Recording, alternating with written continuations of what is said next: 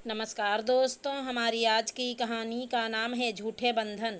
आरोही को देखने के लिए आज लड़के वाले आ रहे थे। घर परिवार बहुत संपन्न था। लड़का भी अच्छी नौकरी में था। आरोही की माँ कल्पना जी और बहन गीता उसे तैयार करने में लगी थी। गीता ने कहा, देखना आरोही, अगर सब कुछ ठीक रहा तो आज ही सगाई पक्की हो जाएगी।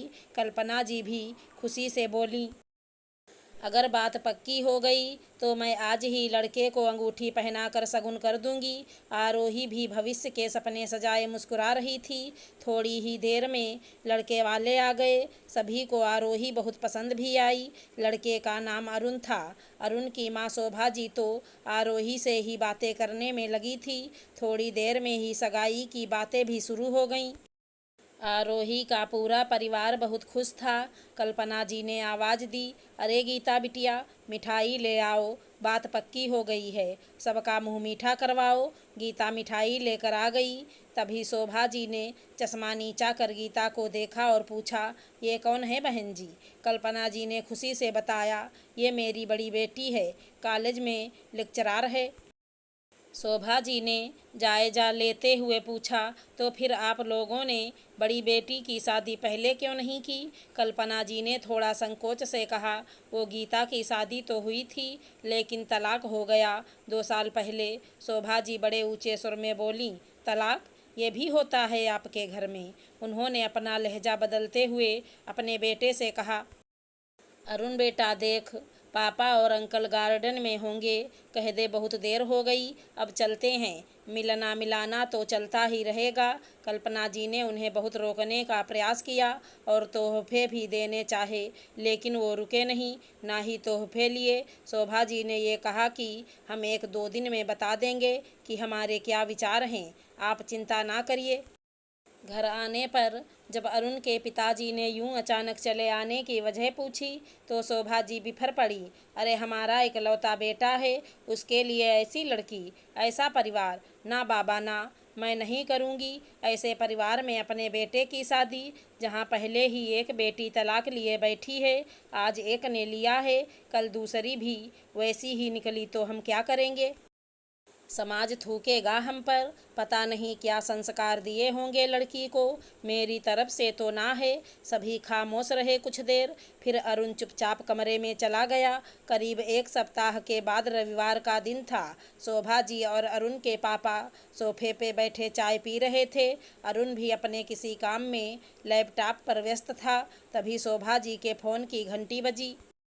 अरे ये कल्पना जी का फ़ोन है, अब हम नहीं जवाब दे रहे हैं तो समझ ही जाना चाहिए उनको कि हमें रिश्ता नहीं पसंद। ये रोज़ रोज़ फ़ोन करने की क्या ज़रूरत है? अरुण के पिताजी बोले, अरे ऐसे कैसे समझ जाएंगे, कुछ तो बताना पड़ेगा उनको, बेटी का मामला है, कुछ तो सोचो शोभा। तभी बाहर एक गाड़ी के रुकने की आवाज़ आई। सभी बाहर जाते उससे पहले ही अरुण की बहन कोमल भागती हुई आई और माँ के गले से लिपट गई। वो रोए जा रही थी। अरुण भी जल्दी से उठकर आया, देखा तो कोमल के शरीर पर नीले चोट के निशान थे।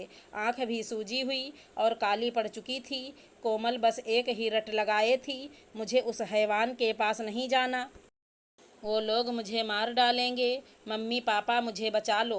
अरुण ने डॉक्टर को बुलाया और कोमल को दवा दिलवाई। इतने में कल्पना जी, आरोही के पापा और गीता शोभा जी के घर की देहरी पर खड़े दिखे। शोभा जी ने जल्दी से अपने आंसू पोंछे और कोमल को कमरे में ले गईं।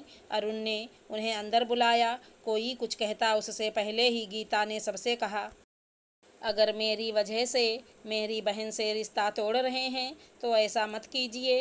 मेरी बहन में कोई कमी नहीं है, आप सब मेरी बहन को स्वीकार कर लीजिए। शोभा जी से कल्पना जी ने कहा, बहन जी, आपकी बेटी तो फिर भी सही सलामत है। जब हमारे पास गीता ने ससुराल से फ़ोन किया था और हम जब उसके पास पहुँचे तो हमें फांसी पर झूलती मिली थी।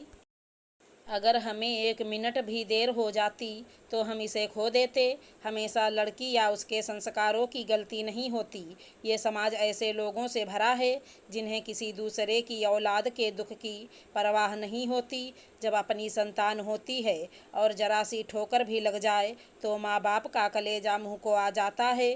फिर ये दरिंदे इतना मारते हैं। कई बार मार भी डालते हैं, तो इनकी परवरिश नहीं बल्कि बेटी की परवरिश में खोट कैसे हो गई। मैंने मेरी बेटी को झूठे बंधनों से आज़ाद किया, अब आप उसे पछतावे का दंड मत दीजिए, बाकी आपको जैसा ठीक लगे। अरुण बोल पड़ा। अपनी बहन को ऐसी हालत में देखकर मुझे तो इतना गुस्सा आ रहा है कि मन करता है उस पूरे परिवार को हवालात पहुंचा दूं। आपने बहुत सहन किया है गीता जी, आरोही के साथ कुछ गलत नहीं होगा, ये वादा है। शोभा जी भी किनारे बैठी आंसू बहा रही थी, उठकर धीमे कदमों से आईं और गीता के सर पर प्यार से हाथ फेर दिया। मुझे माफ़ कर दे बच्ची। फिर कल्पना जी से कहा, आपको जो भी तारीख सही लगे आप सगाई निश्चित कर लो, हम खुशी खुशी आरोही को घर की बहू बनाकर लाएंगे। कोमल भी बाहर आ गई। शोभा जी ने उसे जाकर पकड़ा। अरे तू क्यों आ गई? डॉक्टर ने आराम करने को बोला है तुझे। कोमल ने कहा, माँ इतने समय से अपना दुख सबसे छिपा कर रखा था तो इतना झेला, आज इतनी बड़ी खुशी मिली है तो पूरी दुनिया को दिखाना है मुझे कि मैं कितनी खुश हूँ। मेरे भाई की शादी है। सभी के चेहरे पर संतोष और प्रसन्नता के भाव थे।